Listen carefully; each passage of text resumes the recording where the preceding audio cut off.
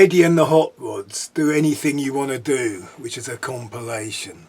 Punk was a word that had been used to describe the no-frills garage rock of the mid-60s, like the Trogs in the UK, and the Kingsmen, Question Mark and the Mysterians, and even Sam the Sham and the Pharaohs in the United States.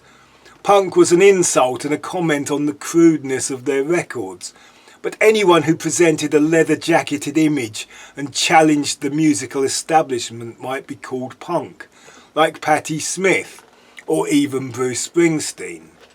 When Eddy and the Hot Rods crashed their way onto the pub rock scene, people were talking of the New York bands who had followed in the wake of the New York Dolls as punks. The Hot Rods were like the Dolls in street clothes, and the Stooges played at 78 RPM. I saw them at the Tithe Farmhouse in North Harrow. The poster said something about them being the new Dr. Feelgood.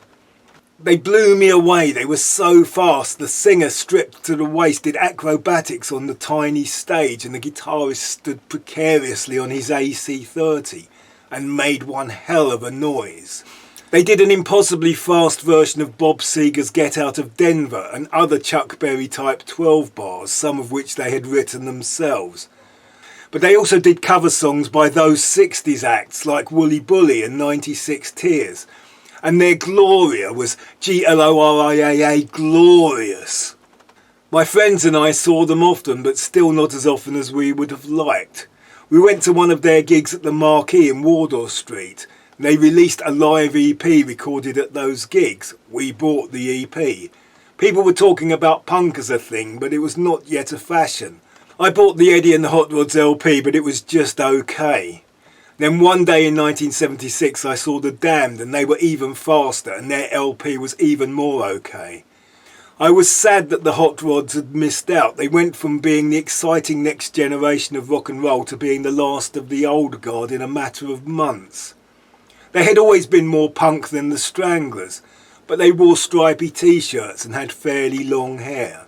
Then they recruited a guitarist from the Kurzel Flyers, another of the great pub bands that turned up to the party just a bit too late. That guitarist had a great song, and they made one timeless classic, Do Anything You Want to Do.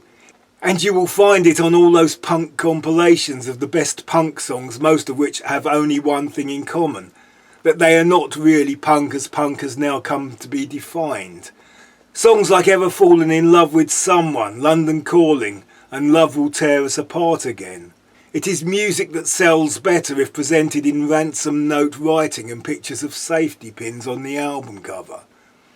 This compilation album has the big hit, and it has a few of the power poppy attempts at a follow-up. It has the early Chuck Berry influenced songs, but it does not have the best tracks from the Marquee EP. But it does have a blistering live performance of the cover song we all played back in the day, and some of us still do. The Kids Are All Right. Eddy and the Hot Rods, Do Anything You Want to Do.